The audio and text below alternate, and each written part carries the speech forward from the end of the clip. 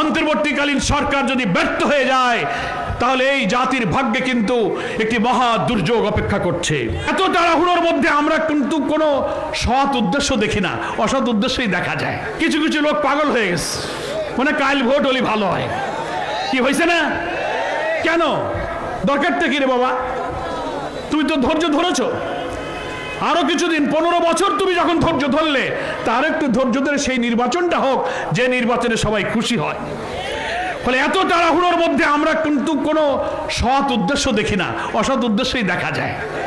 একটু সবর করেন, ভোট হইলে তো যারে জনগণ ভোট দেবে সেই ক্ষমতায় যাবে।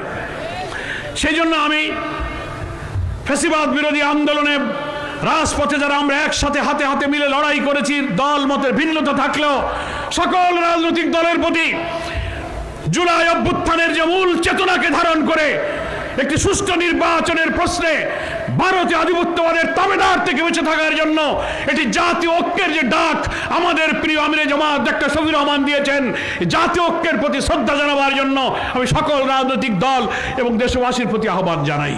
শিয়া বাটার ও ভিটামিন ই সমৃদ্ধ lily glam beauty soap. Lily, always beautiful. তা না হলে আমাদের ভাগ্যে কিন্তু খুব খারাপ আছে।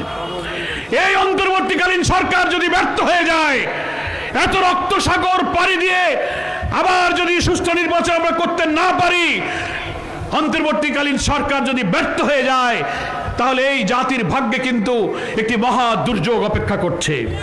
সেই দুর্যোগ নেমে আসলে কোন চাঁদাবাজি মস্তানি আর রাজপথ গরমে কিন্তু সেই দুর্যোগ থেকে জাতিকে আপনি বাঁচাতে পারবেন না। ধৈর্য ধরতে হবে, অন্তর্বর্তীকালীন সরকারের নির্বাচনী প্রক্রিয়াকে সাহায্য করতে হবে।